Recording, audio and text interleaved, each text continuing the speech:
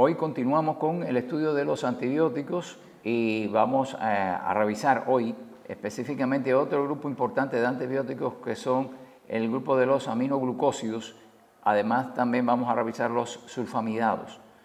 Estos dos grupos de antibióticos son muy importantes, ya que específicamente los aminoglucósidos, por ejemplo, van a tener un espectro de acción contra gérmenes gram negativos muy importantes.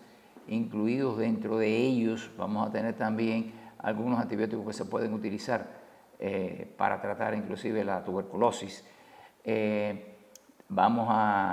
el caso de los sulfamidados, que fueron prácticamente las primeras armas desde el punto de vista, la sulfa fueron las primeras armas que surgieron antes de la penicilina para poder combatir las infecciones bacterianas, ¿verdad? Hoy en día han tomado de nuevo una importancia grande, ya que se ha producido una revolución en la producción de sulfamidados y siguen teniendo una utilidad extraordinaria, muchos de ellos.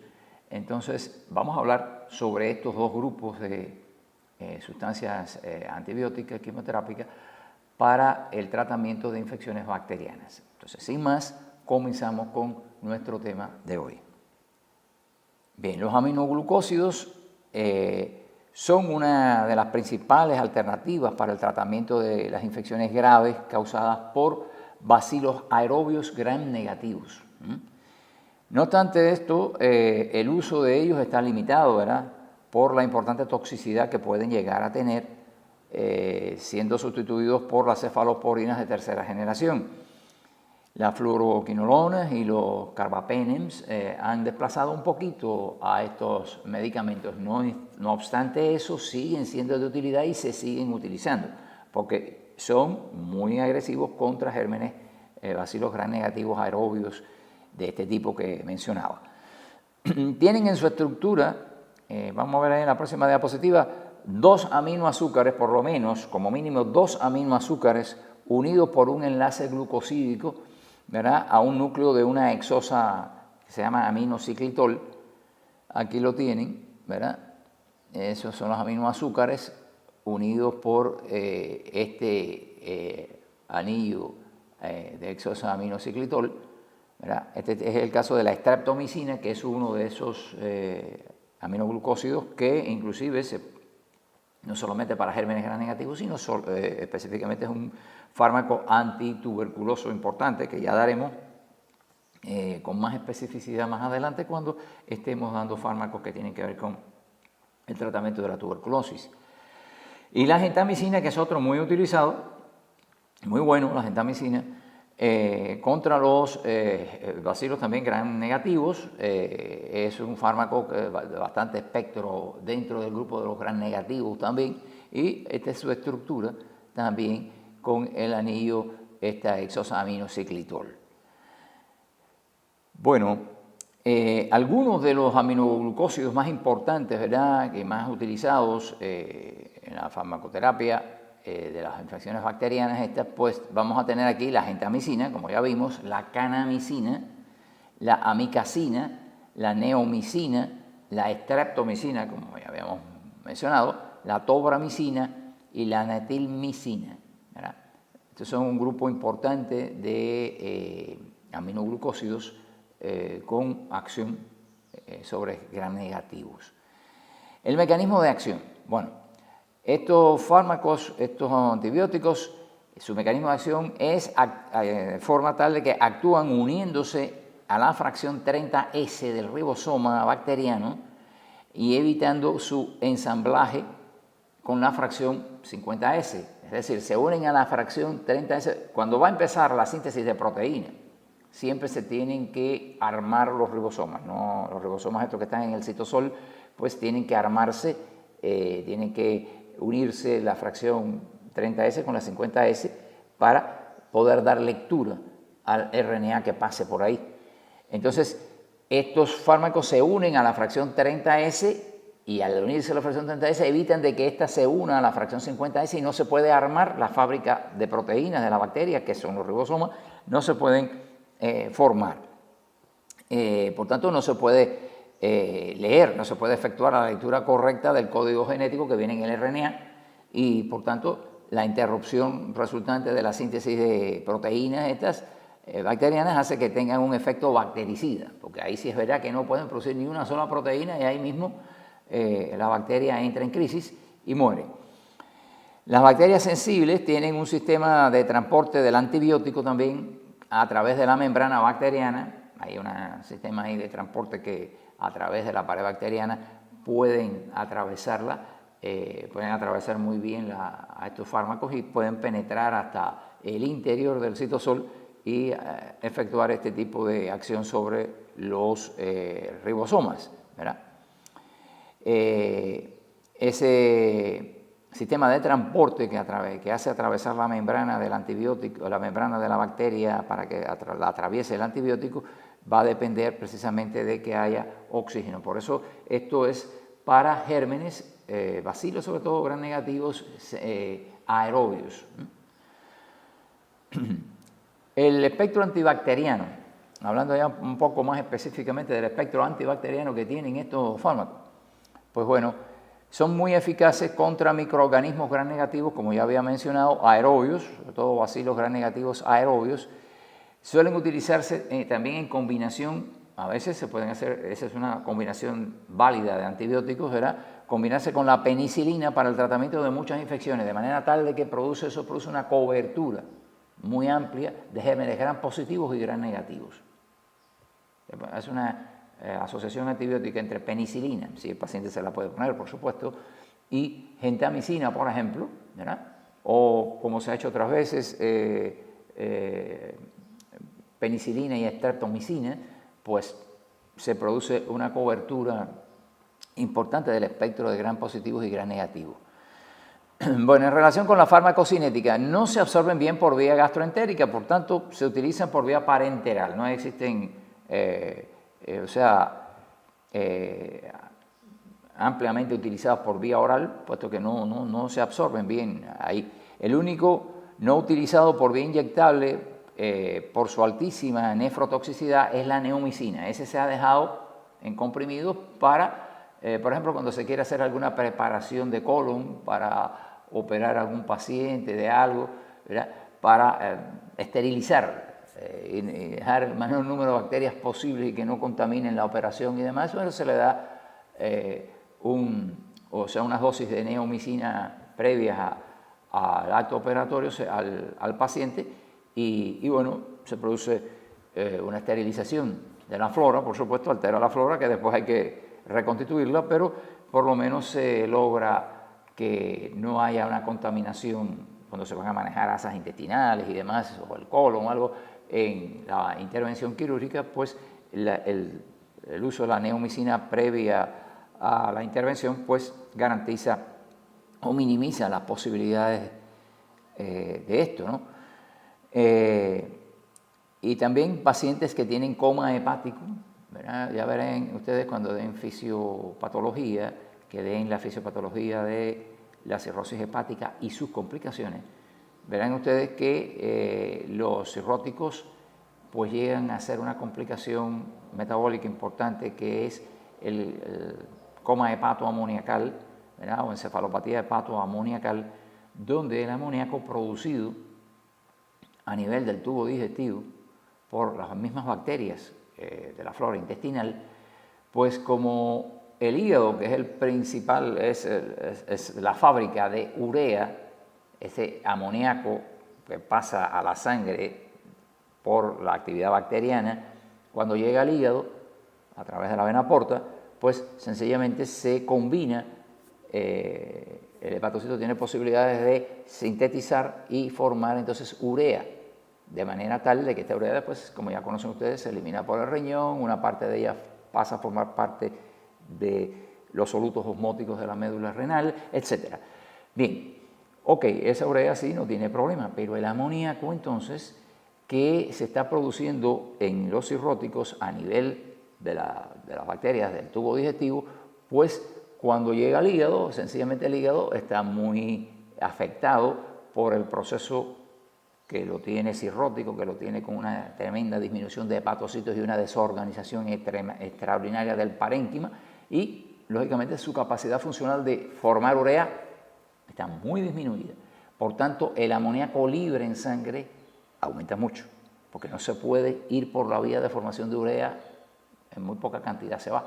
Y por tanto, las cifras de amoníaco en sangre pues crecen notablemente, sobrepasan ampliamente el 15%, y esto produce una manifestación que le estudiarán ustedes en fisiopatología, que es la encefalopatía hepatoamoniacal, ¿verdad? Y bueno, para evitar o combatir la encefalopatía hepatoamoniacal, una de las cosas que se puede utilizar es darle algunas dosis de neomicina, de manera tal de que vaya esterilizando un poco la flora intestinal, y por lo menos que disminuya esa producción de amoníaco que está produciendo problemas en el paciente cirrótico, ¿verdad? Por eso les decía ahí que también se utiliza la neomicina esta en comprimidos vía oral en el coma hepático por intoxicación hepatoamoniacal secundaria a la actividad bacteriana intestinal. Los aminoglucósidos en general no se biotransforman, se eliminan por filtración glomerular y suelen acumularse mucho en la corteza renal y la endolinfa, en la endolinfa también ahí del aparato vestibular. El hecho de que se puedan acumular, que se eliminen por filtración glomerular y que se puedan acumular, ¿verdad?, un tiempo en la corteza renal, favorece el tratamiento de infecciones urinarias, pielonefritis, ¿verdad?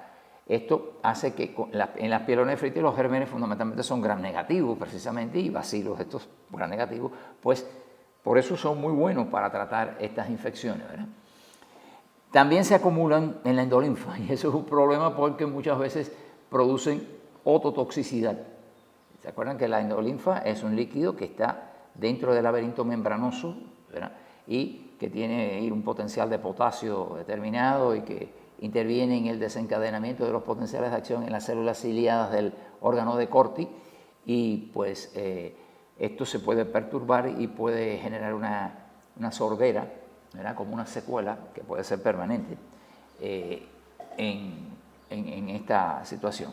También hay una cosa, y es que independientemente de que son buenos para tratar infecciones urinarias por el hecho de que se quedan acumulados por un tiempo bastante prolongado dentro de la corteza renal, también hay veces que la acumulación ahí en la corteza renal pues llega a perjudicar, llega ya, en el caso de una infección urinaria, pues sí, va matando bacterias, pero si se administran dosis por mucho tiempo, pues pueden ir ya afectando el funcionalismo renal y pueden producir nefrotoxicidad. Eso se ve más, por supuesto, en personas mayores, en ancianos ya que pasan de los 60 años, ¿verdad?, y sobre todo si pasan de los 70 más todavía, es más. Por eso, cuando se vayan a utilizar estos medicamentos que se utilizan por vía inyectable, pues es bueno, y si se presume que es posible que el tratamiento dure más de una semana, es muy bueno hacer una cifra de creatinina en sangre, medir la cifra de creatinina en sangre y ver cuánto está.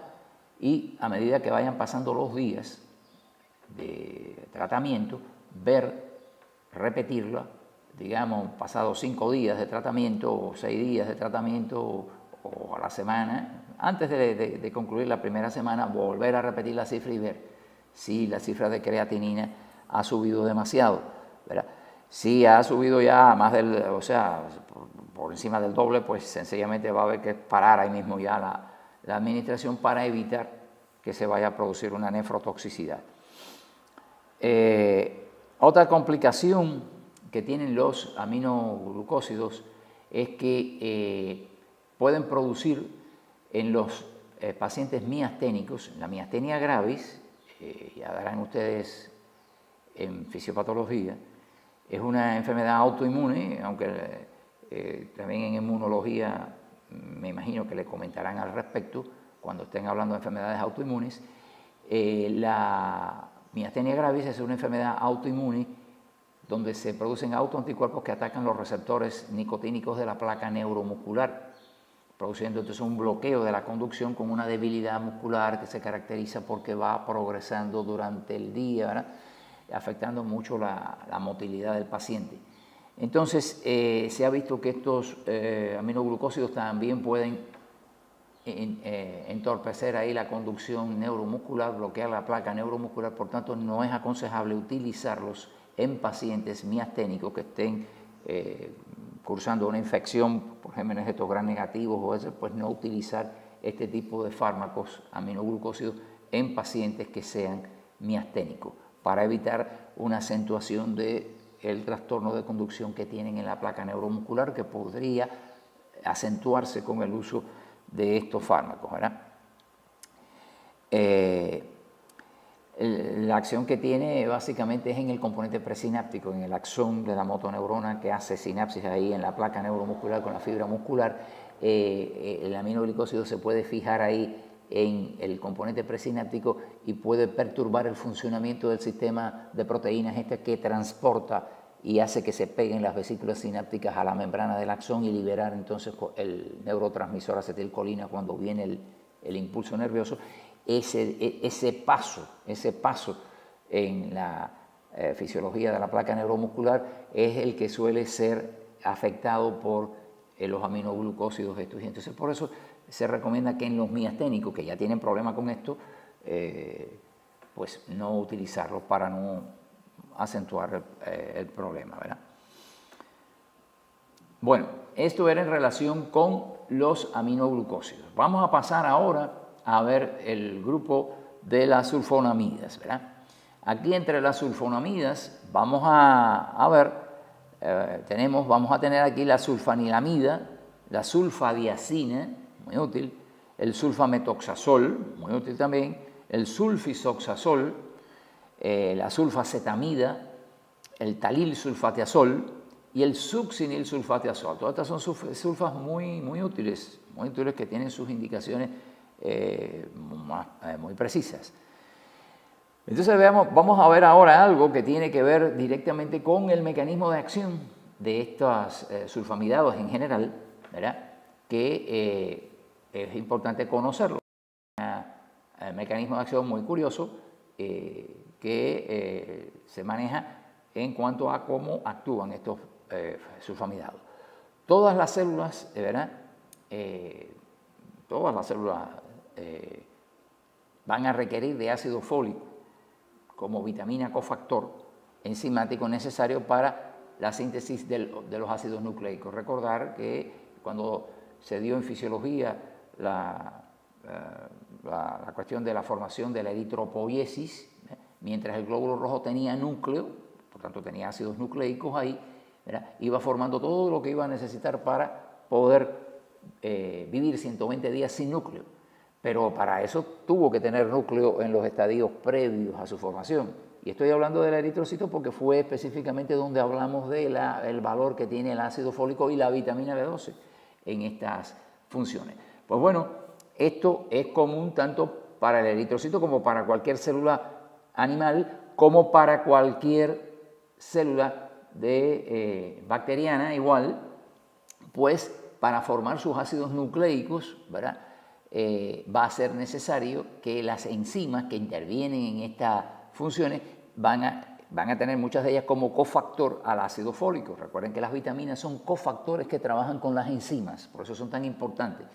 Bueno, este ácido fólico va a ser un cofactor enzimático importante, necesario para la síntesis de las purinas y las pirimidinas, o sea, para la síntesis de las bases nitrogenadas que van a formar parte de los ácidos nucleicos, y en este caso específico que estamos hablando va a ser encaminado sobre todo a las bacterias, ¿verdad? Las bases nitrogenadas constitutivas de la estructura de los ácidos nucleicos DNA y RNA. Sin esto no podrían las bacterias ni multiplicarse, ni fabricar proteínas, ni ningún otro producto para mantener su vida celular. Por tanto, el ácido fólico es un metabolito fundamental para las bacterias también, fundamental. Las sulfas y sus derivados son fármacos que lo que hacen es inhibir la síntesis de ácido fólico, inhiben la síntesis del ácido fólico. Se descubrieron las sulfas a partir de un colorante denominado prontosilo, que en la década de 1930, por ejemplo, demostró que era eficaz en el tratamiento de infecciones por estreptococos beta hemolíticos. Pues el organismo humano lo biotransformaba y lo convertía al prontocilo esto en una sulfanilamida, que es una de las sulfas, un sulfamidado. Entonces así fue que se descubrió de forma fortuita, ¿no? Utilizando este colorante. Y entonces, bueno, se empezaron entonces a producir las sulfas estas a partir de esto, y por lo menos hasta que no aparecieron las penicilinas fue prácticamente el único medicamento, el único quimioterápico activo contra bacterias, o sea, determinados grupos de bacterias que había en disponibilidad en el mundo, ¿verdad? Entonces, fueron utilizadas por mucho tiempo como fármaco para combatir infecciones, aunque fueron relativamente rápido fueron desplazadas también por la penicilina. Ya cuando surgió la penicilina, pues quedaron relegadas a un segundo plano, lógicamente, puesto que la penicilina ya tenía un espectro de acción contra gérmenes gram positivos y algunos gram negativos también, como conocen ustedes, y muy efectivo, ¿verdad? Aunque no quiere decir esto que se hubiera dejado de utilizar, ¿no? Solamente que, lógicamente, la penicilina agarró ahí y fue un arma de combate importante. A partir ya de la década de 1970, vuelven a resurgir otra vez las sulfamidados, con la introducción de la sustancia trimetoprim, conocida como, trimetoprim, que se conoce con el nombre de cotrimoxazol, ¿verdad? Combinadas con las sulfas, o sea, la misma molécula de sulfa unida al cotrimoxazol, al trimetoprim, formando entonces un producto que se llama sulfametoxazol. Generalmente se utiliza el cotrimoxazol combinado con una sulfa que es el sulfametoxazol, ¿verdad? Entonces, esto amplió notablemente el espectro de acción de la sulfa sobre bacterias que antes de la existencia del trimetoprim, del cotrimoxazol, las sulfas no tenían posibilidad de atacar. Ahora resultaban atacadas y por tanto realzó las posibilidades antibacterianas de la sulfa, la aparición de este cotrimoxazol. Aquí tienen ustedes una molécula de sulfanilamida, la primera sulfa que se empezó a producir y que se descubrió fortuitamente cuando se utilizaba el colorante prontocilo ese, que era biotransformado por el organismo y convertido por biotransformación en esta molécula. Como ven ustedes, tiene un anillo aromático aquí con un grupo amino y después este radical sulfónico aquí de este otro lado. Bueno, el mecanismo de acción. Bueno, todas las sulfonamidas son análogos estructurales del PABA. Esta molécula de sulfonamida se parece a ese núcleo que vieron ustedes ahí con este anillo, ¿verdad? Y estos radicales, pues se parece mucho a un metabolito que necesitan las bacterias para producir el ácido fólico, ¿verdad? Esa sustancia es el PABA, que es el ácido para-aminobenzoico, que es un metabolito precursor del ácido fólico. Muchas bacterias tienen en su pared, en sus membranas celulares, impermeabilidad al ácido fólico.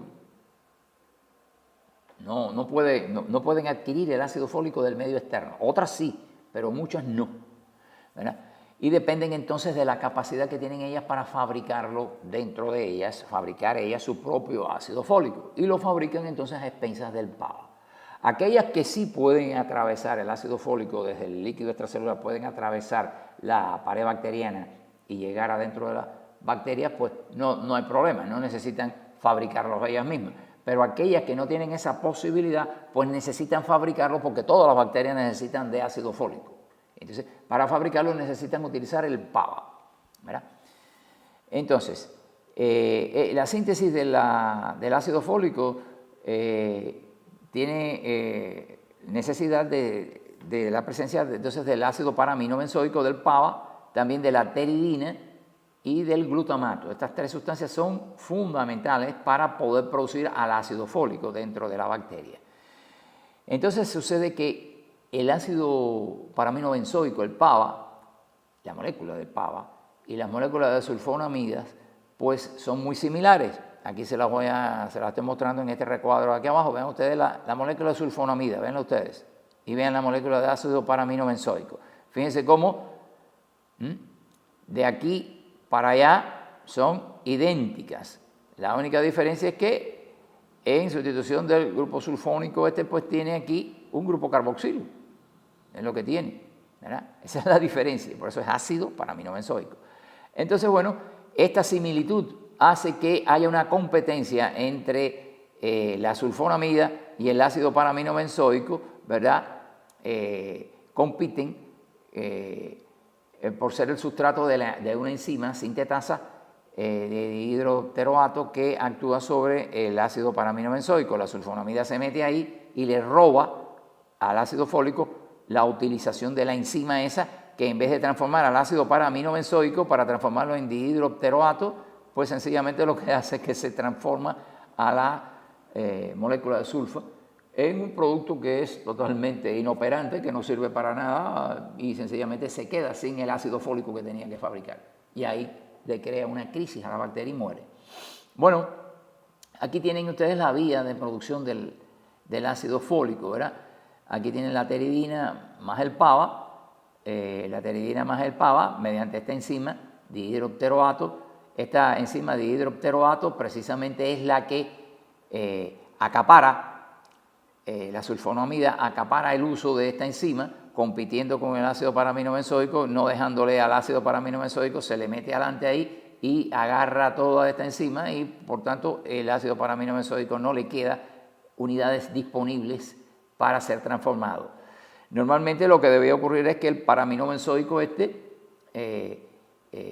junto con la pteridina y el ácido paraminobenzoico fueran transformados por esa enzima que acapara la sulfonamida y se transformará en ácido dihidropteroico. Posteriormente, uniéndose al glutamato, que era el tercer elemento fundamental aquí, además de la pteridina y el PABA, pues se convertía en ácido dihidrofólico. Y por último, por una reacción con una enzima que trabaja a base del cofactor NADPH, pues se convertía ya definitivamente en la forma activa del ácido fólico, que es el ácido tetrahidrofólico.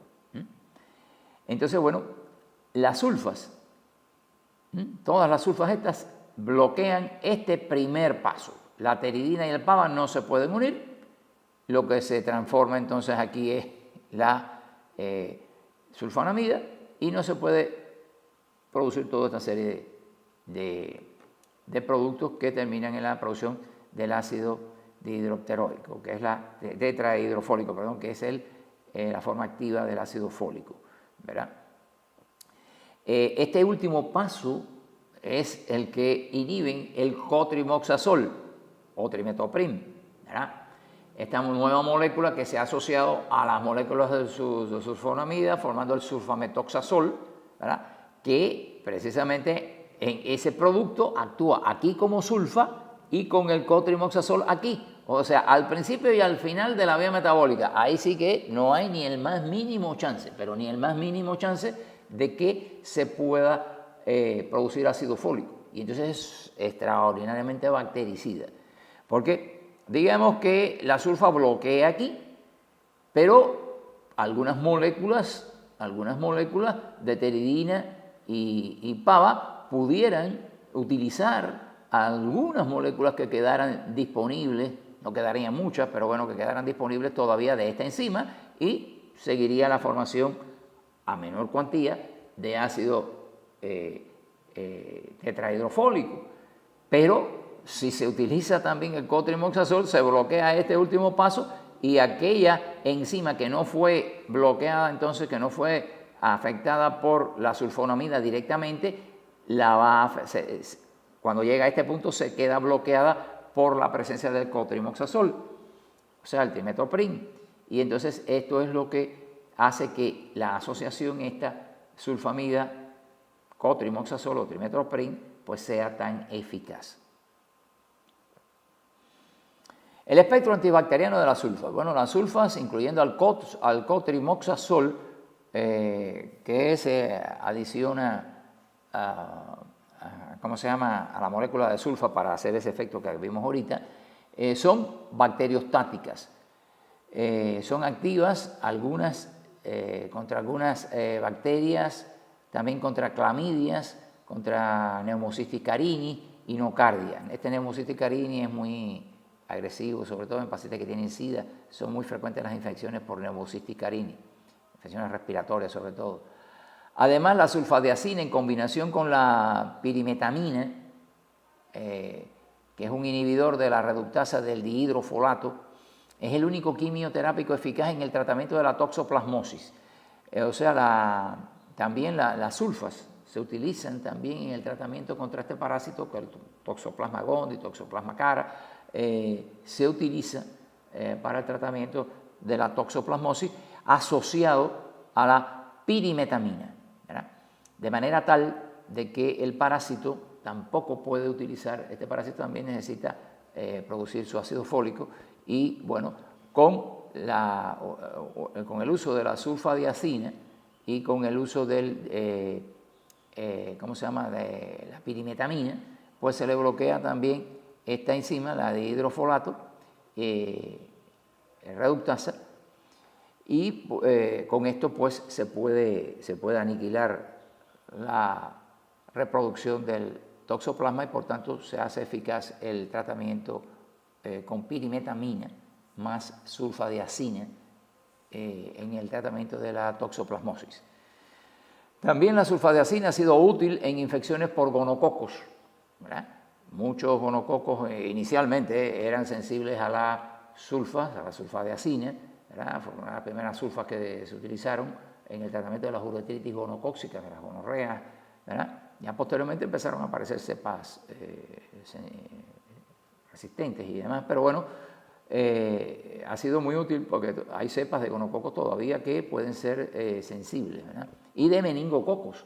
Inclusive la sulfadiazina, en mi país se llegó a utilizar mucho tiempo sulfadiazina, penicilina y cloranfenicol para cubrir un espectro amplio de gérmenes en el caso de bacterianos, en el caso de meningoencefalitis bacteriana, hasta que se dispusiera del antibiograma, el cultivo de antibiograma de líquido cefalorraquídeo y hemocultivo, para entonces ya dar una terapia más específica. Pero dio muy buenos resultados la utilización de esa asociación, de esa tríada de antibióticos para tratar meningoencefalitis, porque con esto se cubría con la sulfadiazina. La sulfadiazina al principio era activa contra muchas cepas de meningococo, ya hoy en día no es así. Han aparecido hoy muchas cepas ya, igual que de gonococos, aparecen muchas cepas ya resistentes que ni cosquilla le hacen la sulfa a muchos meningococos y muchos gonococos, y entonces por tanto hoy en día esas cosas se tienen que tratar ya con otro tipo de fármaco, ¿no? Entonces, pero por un tiempo fueron muy útiles. La resistencia bacteriana, solo los microorganismos que sintetizan su propio ácido fólico son los que son sensibles a la sulfonamida. Porque si usted tiene una bacteria ahí que utiliza el ácido fólico que viene ya formado de líquido extracelular, lo pasa a través de su pared y lo utiliza, pues no va a usted a influir en nada, porque esto donde influye es en la producción, en el proceso productivo del ácido fólico dentro de la bacteria. Y como estas ya tienen el ácido fólico, pues ahí no va usted a bloquear nada. Por tanto, bacterias que utilicen ácido fólico desde el espacio extracelular, o sea, que no fabrican su propio ácido fólico, sino que lo asimilan desde el espacio extracelular, pues no van a ser sensibles a las sulfas, van a ser resistentes. La resistencia a la sulfa también puede originarse por transferencia de plásmidos. Por ejemplo, hay bacterias que son sensibles porque utilizan el ácido fólico, lo fabrican ella y atraviesa el PAV a la pared y entra ya junto con la pteridina y el glutamato a formar parte de la cadena esta productiva. Pero ocurre que, como ya conocen ustedes de microbiología, las bacterias se pasan información, son muy solidarias y se pasan la información, se pasan plásmidos, que son pequeñas secuencias de ácidos nucleicos, se las pasan unas a las otras, unas que ya son resistentes, se las pasan a otras y estas las incorporan a su genoma, y cuando ya la tienen incorporada al genoma, pues empiezan a tornarse resistentes y no dejar entrar las sulfas. Entonces, la resistencia a la sulfa también, como les estoy explicando, pues se puede originar por transferencias de plásmido o también por mutaciones que se puedan generar en el genoma de estas bacterias. Generalmente, cuando una bacteria es resistente a una sulfa, lo es a todas las demás, pero hay una posibilidad todavía, y eso es lo que ha hecho resurgir a las sulfas después que fueron ya por estos fenómenos de resistencia, etcétera, etcétera, que fueron apartados del tratamiento, y es la aparición del cotrimoxazol. El cotrimoxazol, como ya vimos, ¿verdad?, actúa aquí, en el último paso, ¿ok? Si le damos a una bacteria que fabrica su propio ácido fólico, pero que es resistente a las sulfas, le damos una sulfa, la sulfa, por supuesto, no le va a hacer mucha mella aquí, ¿verdad?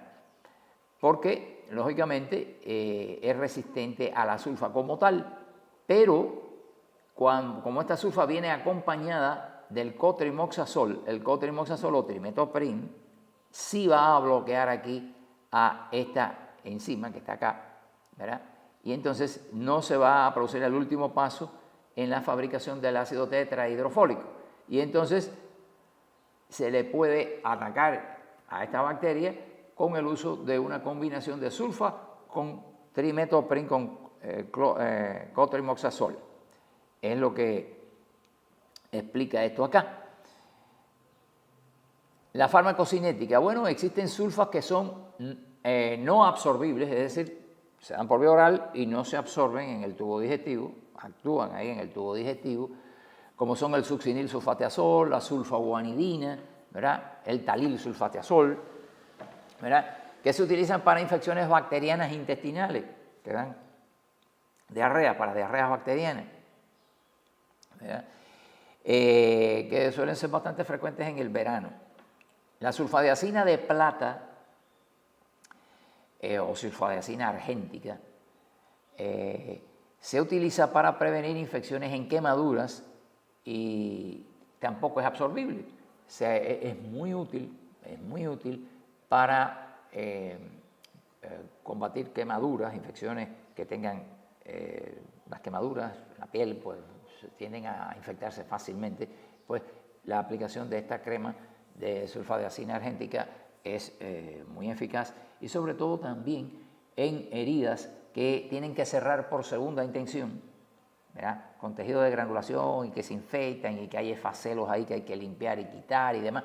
La sulfadiazina de plata es extraordinariamente activa, aplicada, y produce una mejoría en el proceso de cicatrización, combatiendo la contaminación de esa herida abierta que está cerrando por segunda intención. Suelen ser muy buenas, muy efectivas. Bueno, el resto de las sulfas sí se absorbe bien por vía oral y se pueden utilizar por vía endovenosa, sobre todo la sulfadiazina, existen ampollas para uso endovenoso. Se distribuyen muy bien las sulfas, las absorbibles, por los líquidos corporales y penetran a través de la barrera hematoencefálica. La sulfadiazina se ha utilizado, como ya les decía muchas veces, en el tratamiento de la meningoencefalitis, porque atraviesa la barrera hematoencefálica y puede actuar ahí. Como yo les decía antes, había muchas cepas de meningococos y de gonococos y estos gérmenes gram negativos que eran sensibles a la sulfadiazina, y por eso se llegó a utilizar en combinación antibiótica con penicilina y cloranfenicol. En esa época llegaron a utilizarse con muy buenos resultados como una tríada antibacteriana de inicio, antes de que llegara el antibiograma, para ir tratando infecciones graves como la meningoencefalitis.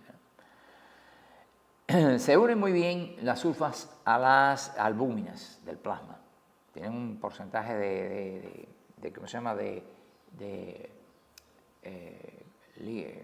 combinación con las proteínas albúminas del plasma extraordinario. Se biotransforman en el hígado por acetilación, y el producto resultante se elimina muy bien por filtración glomerular.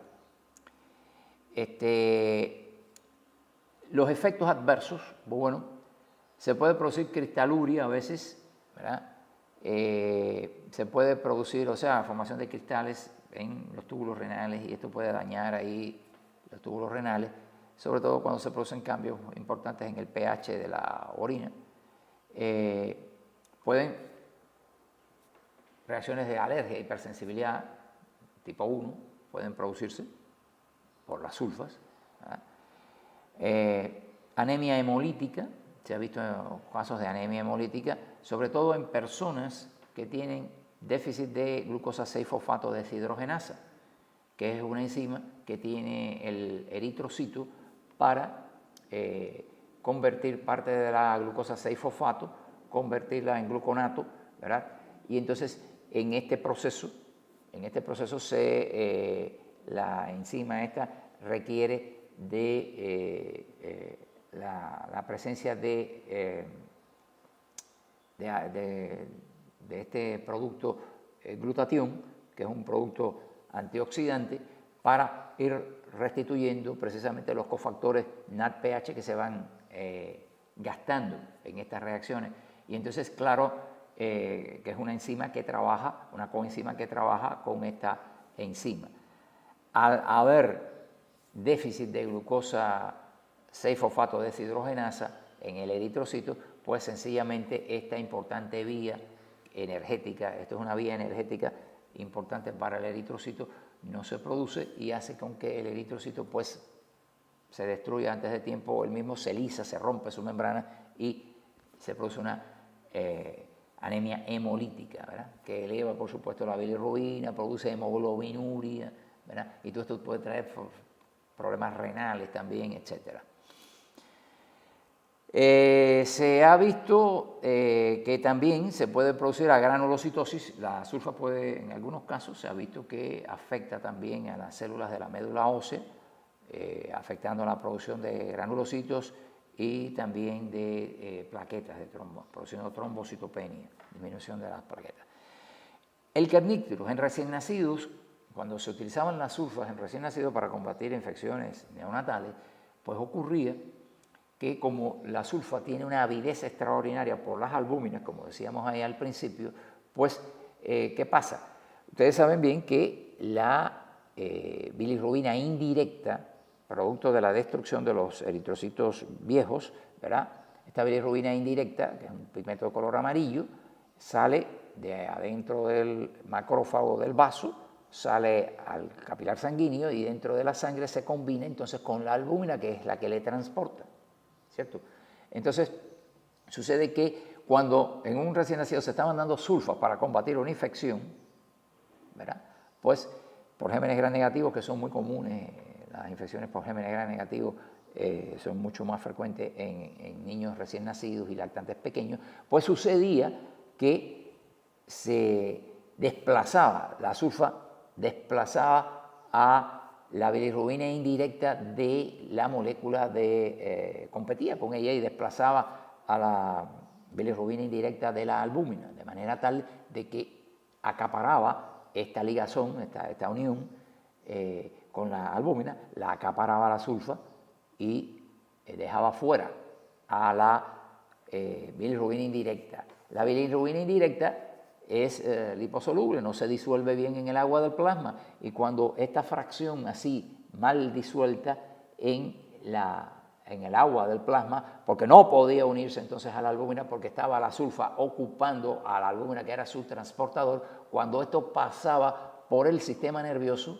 pues fácilmente, como era muy liposoluble, pues ella atravesaba bien la barrera hematoencefálica y se fijaba en muchas neuronas, ¿verdad?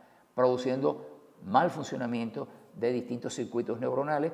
Se afectaban mucho, por ejemplo, la corteza y sobre todo la corteza motora y los núcleos grises de la base, los ganglios basales, que como saben ustedes es un subsistema importante en la planificación y ejecución de los movimientos.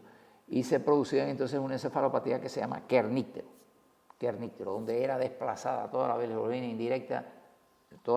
indirecta, esta que se producía era desplazada de la albúmina por las sulfas que se estaban utilizando para combatir la infección, pero ocurría este fenómeno de competencia y esto se fijaba al circular así mal unido, se fijaba, atravesando la barrera hematoencefálica, se fijaba en las neuronas y producía entonces una encefalopatía muy grave, que si el niño no moría, pues quedaba con unas secuelas psicomotoras extraordinariamente importantes. Y entonces a esa encefalopatía es a lo que se le llama kernícterus, ¿verdad?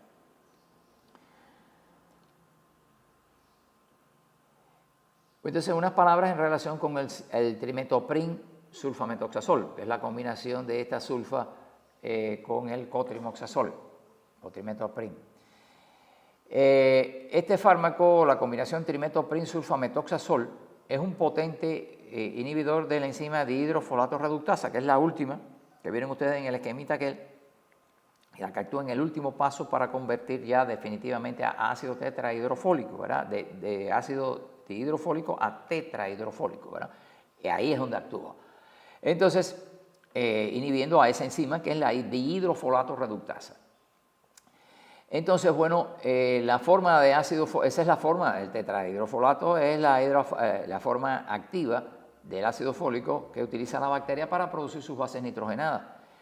Tiene un espectro de acción muy similar al de las sulfonamidas, ¿verdad?, en cuanto a las bacterias que puede bloquear en este paso. No obstante, se asocia, como ya se señaló, al sulfametoxazol, conociéndose la asociación se llama cotrimoxazol. La asociación sulfametoxazol trimetoprim es a la que se le denomina cotrimoxazol. Trimetoprim es el nombre de la molécula esta que bloquea a la dihidrofolato reductasa, inhibiendo la producción de ácido tetrahidrofólico. Cuando a esta asociación de trimetoprim, que hace eso con esta sulfametoxazol, es a lo que se le llama cotrimoxazol. Esta combinación suele ser de mucho mayor alcance en cuanto al espectro antibacteriano que cada uno de los compuestos estos individualmente. Pues se producen dos interferencias en la síntesis de ácido fólico que tienen mucho más alcance. El sulfametoxazol actúa como las demás sulfas, haciendo de un falso sustrato, ¿verdad?, porque se parece al PABA, y entonces, lógicamente, el PABA no se utiliza y, por tanto, no se puede producir la combinación PABA-pteridina, que es el primer paso, y entonces, sencillamente, se interrumpe ahí el primer paso de la síntesis del ácido tetrahidrofólico. Y bueno, tenemos la otra posibilidad de que algunas moléculas de la enzima esta que transforma en ácido, en el primer paso de transformación del ácido del PABA y el trimetoprim, digamos que algunas unidades de estas no hayan sido interferidas y sigan formando cuando se llega al último paso, donde tiene que actuar la dihidrofolato reductasa, ahí mismo actúa el cotrimoxazol. Entonces no se escapa nadie, no se escapa ni una sola molécula aquí de estas para que se pueda producir el ácido tetrahidrofólico, y la bacteria pues entonces tiene un serio problema. Entonces, este sería la utilidad.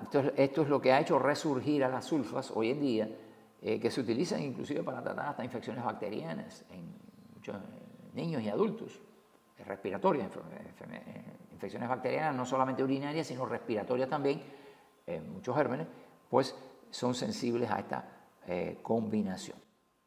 Bueno, con esto hemos terminado este tema de aminoglucósidos y sulfamidados. Espero que esto les haya dado una idea de cómo actúan estos antibióticos, estas sustancias antibacterianas, y de la importancia que tienen y las cuestiones estas que tienen que ver mucho con cosas que hemos dado en fisiología, en fisiopatología, para que vean ustedes la importancia que tienen todos los conocimientos previos en fisiología, en fisiopatología y demás, en relación con estos mecanismos de acción de estos antibacterianos. Sin más, entonces, me despido de ustedes hasta la próxima clase.